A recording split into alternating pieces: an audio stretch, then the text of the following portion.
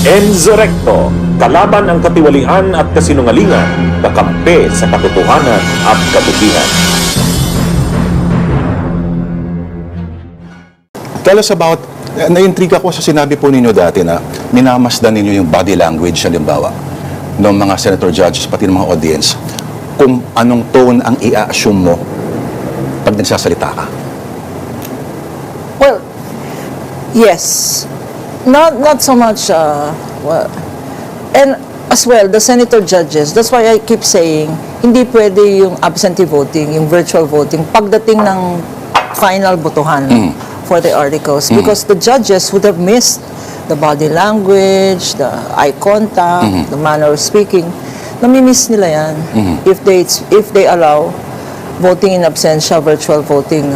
If they maintain yung all of the senators, and then yung threshold is 16 votes, kasama lahat yun, yung mga absentee voters. I think they would have missed the opportunity to observe the witness. The same way that we lawyers, no, well, at least we in litigation, we have to own the room.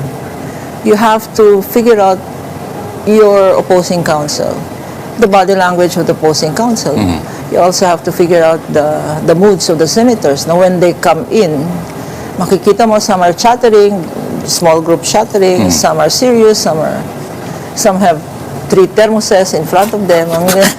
So you have to feel the pulse as well. No? And when I do my questioning, apart from looking at the witness and the opposing counsel, I look at the senator judges, if they are there, because if you can't hold their attention, can you imagine, senator judges na yan, can you imagine what the public is thinking? They'll tune off. Ando na nga sila mismo. Yeah, at kayo rin mismo, kamo, no? Pag kayo mismo ay nag-out of body experience na. Oh yes. I am my own judge. Now when I get bored, that means something's gotta give. When does an aggressive cross-examination become an attempt to simply wear down a witness, sa tingin po ninyo? You don't have to be aggressive to make a point. Sometimes it's even more effective to say it calmly, the way I try to, the way I keep in check. I'm naturally fiery. But I have learned in life that sometimes if you're always like that, when you really mean it, they'll say, she's in one of her bad hair moods. No? So I'm normally very calm. But when the occasion calls for it, like when was it? Like Wednesday, you have to step up to the plate, no? Because it gets lost in the. Kasi pag theatrics ang ginagawa, I don't know if it was a nervous reaction of my opposing counsel, but I could feel that she was losing it. For 4 hours of the same points, going back to the same points. I don't want to be critical, but just for cross-examination alone. And that's why I ended when I ended. I felt that the senator said, for feeling enough. Sabi mo, one of the cardinal rules of cross-examinations, knowing when to stop. Correct. It's knowing when to stop. Sabi or mo, even knowing when not to. Sometimes the best cross-examination, especially for an expert witness, sometimes the best cross-examination is no cross. Like for instance, yung ginawa nila kay Attorney Wamil. Even Silene, no? They're not expert witness, but they were competent witnesses. Yeah. And so the cross-examination even allowed them to expound, no? Even the questions of the senators allowed them to explain, which was good. Which was good. But if you were on the other side, if you were on the defense side, you would think twice. Magaling itong witness, credible. I mean, credible witness, not an expert, but credible, competent, and knows his or her thing, no? Huwag ka na mag-cross. Minsan nga, yung witness ay ginigrill or parang ini-interrogate for something na hindi niya nasaklaw o hindi niya nasaklaw ng trabaho niya. At minsan, parang bakit ito tinatanong sa kanya yan? Sabi po ng iba yan. So, kahapon, yung hinayaan ng presiding officer yung certain line of questioning na tinanong po ninyo na magiging ganito ho ba? Are we pursuing this line of questioning? Hinayaan niya. Pa-isa-isa, na very tedious, na paulit-ulit, at strategy, sa tingin strategy ho ba talaga to? Or For the defense or for sa the defense po? I cannot guess their strategy, no. Let me just use me Apa. as an example, no. I wouldn't have done it. I wouldn't have done because obvious, no, yung for instance yung questions on hindi ba surveillance activity. Yeah. Obvious naman between you and me. Mag-attend ka ng Christmas party, mag-attend ka ng gift giving, mag-attend ka ng whatever award ceremony. Nandun yung Vice President's Special Protection Group, SPG, no? To clear the road or to see that is that confidential activity? Parang to make sure that there are no communists, there are no terrorists, there's no NPA there. At ligtas ang operasyon kasi Wala. unhurt daw ang Correct. Vice Presidente. Hindi naman function yan ng confidential funds because we all know how many special protection groups she has, no? She has about almost 400 and whittled down na yan, ano? And she has a budget for that. So anong tawag doon, ano? When we were talking about it, parang nagdo-double dipping, di ba? You're getting it, you're getting the monies from your regular funds. You're also trying to get the money or liquidating it with your confidential funds. Kapag kumakain ka ng fishball, bawal ang double dipping, di ba? Pati sa pag-ibig po, bawal din po yan. Sa pag-ibig, okay. Everything goes in love. Love is fair. Pwedeng triple. But, just so it's graphic. Hindi Tama ba? po. May fishball ka, ididip mo doon ng iba-iba. Parang hindi maganda. I mean, It's unhygienic. It's unhygienic. Pero, Attorney, That's what she's doing. She's getting from both. nung Double dipping. marami pa ba tayong aasahang mga pangalan as seemingly ludicrous as parang mga pampano at enough material to start a buffet, no? Kumbaga, may In mga addition to the fruit salad, Yeah. marami yan. In Marami addition to the senators and some congressmen attending the feast of fruit salad, marami pa. Except that I would have done it on additional direct, which was what I attempted to do. But I think the presiding officer said, we already have summaries, so we will rely on the summaries. And the ruling was, it is going to be the clerk of court that will examine na, that will compare na. But my point was not comparison. My point was identification. yes. Because iba yung to preempt the defense from saying, hindi nyo naman in-identify yung mga acknowledgement receipts na yan, in-identify nyo yung summary, tsaka yung tabulation. No? And that is why I was able to get, and happily I was able to get a ruling from the presiding officer, Chiz, that no. And counsel will stipulate that this includes identification and authentication. That was a very fine point that everybody missed. But that's what we wanted to do. Because yung mga ibang pangalan dyan, and we will show it, not to preempt the next witnesses, meron pa kami, as you will recall from the House Committee on Justice, yung Philippine Statistics Authority, yung listahan, marami pa dyan listahan na minor, may listahan pa dyan na not born, never existed, did not die, walang birth certificate, marriage, sa PSA. So we will try to do it. And that's why we wanted it identified for our witness from the Philippine Statistics Authority. Doon sa house pa lang, di ba nagsabi na raw po sila na non-existent ang mga pangalan na ito? Yes. Yes. Alright. So the subsequent witnesses will attempt to do that. Pero ito pong sinabi po ni Presiding Officer Escudero na yung isang side raw, and we quote, crossing the line many times. Ito yung pagdidiscuss daw in the public ng merits of the case, violating rule number 18 of the rules of impeachment daw. Sino kaya itong side na binabanggit na malamang? Are you asking me or are you telling me? Siguro, who do you think he was referring to? I have my own opinion, but let me say this. If you are to sanction or to remind the councils, both on both sides, let us not leave out the Vice President herself. because the most subjudice person there is the Vice President.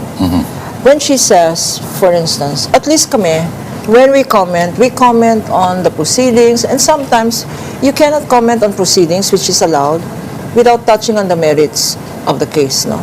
Like for instance, what happened? We were asked, what happened during the hearing? Oh, we presented these documents, and then it slides into these documents strongly support the case. That's already talking about the merits. Sometimes when you're talking, kasi it's very hard to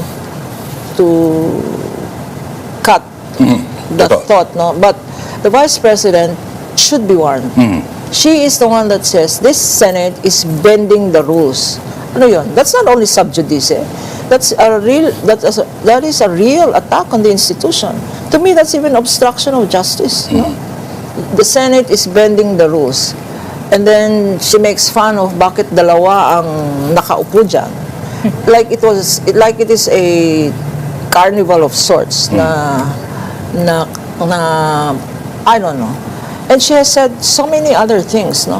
And that is why if there is such a directive on Monday, I think it should clearly also be a pointed reminder to the Vice President. Because first, she doesn't appear in court. Does it mean that because she's not in court, she is free to say whatever she wants to say? She's there in The Hague, or wherever she is now. You practiced long enough, attorney, no? You've practiced law long enough to see the evolution of courtroom styles. Ito ba mga younger litigators today, are they more prone to confrontation? Or are we just seeing, siguro, courtroom behavior displayed differently because every exchange is clipped at maaring nagiging meme, replayed many times, etc.? Baka yung generational gap na. Yun, seemingly. Yung sinabi ni Chiz Escudero na generational divide, naintindihan mo ba yun? Siyempre. Pero hindi naman ako nasaktan. Kasi totoo naman, may generational divide. Siguro I'm older than most of the senators, even senator judges. But were you discussing something that would reference things of different chronologies? I think the subliminal message there was, attorney, hinay-hinay ka lang. Wag mo naman masyadong dikdikin itong kalaban mo. I mean, I think that was the subliminal message of the generational divide. That's why when I hardly lose my cool. But if someone like that appears in front of me, that's why I tried to make fun. Tried to just take light of it and say, I'm gonna spank you, because that's what mothers do to kids, di ba? Hoy, tama ka na, ang ingay-ingay mo dyan. Pak! Di ba? And that was the context. I was not condescending. I didn't want to sound condescending or want to, that was the context of, I'm going to spank you. And because I may have hurt her feelings, I did say, and I meant it. I meant it when I said, I will behave. Of course, I had my fingers crossed. I never behave. I never behave.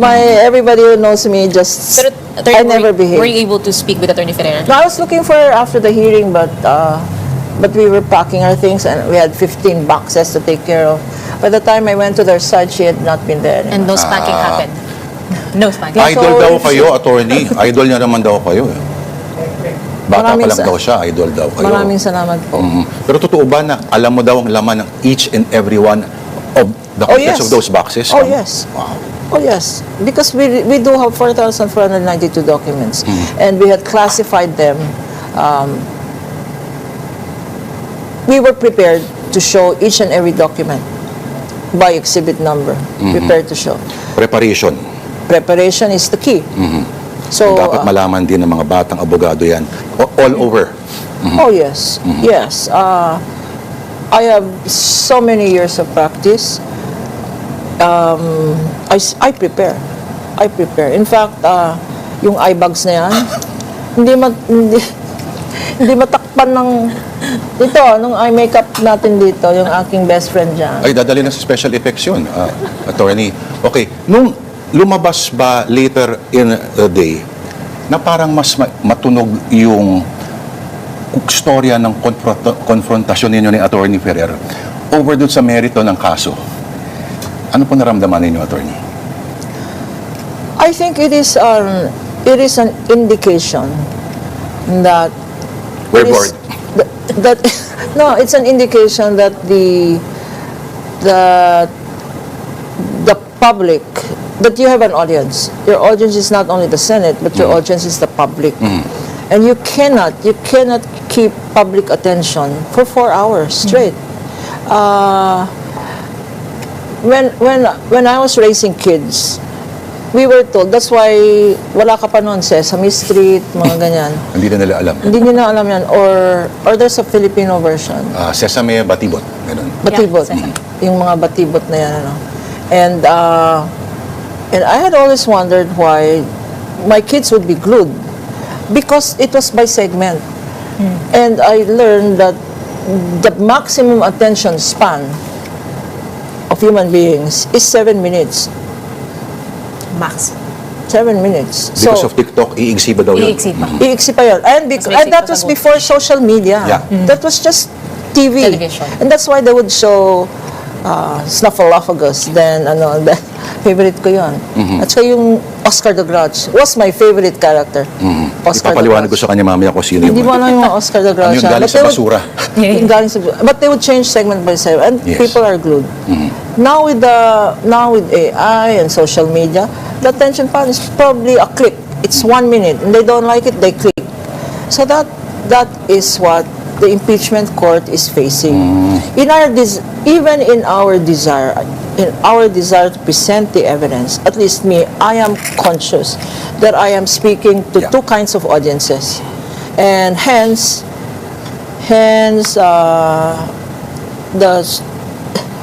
I don't know if it's intentional, but my one-liners come out. Yeah.